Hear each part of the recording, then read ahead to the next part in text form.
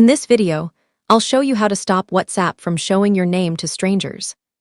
First, it's important to know that WhatsApp does not currently offer a setting to completely hide your profile name. Anyone who has your phone number or sees you in a group chat can view the name you've set on your profile. To change what others see, open WhatsApp and tap the three-dot menu in the top right corner. Next, tap Settings, then tap on your profile at the top of the screen. Now tap the pencil icon next to your name.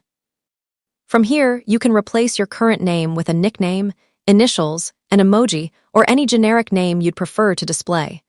Once you've made your changes, tap Save. Your updated profile name will now be shown instead of your previous name when others view your WhatsApp profile. And that's how you can stop WhatsApp from showing your full name to strangers.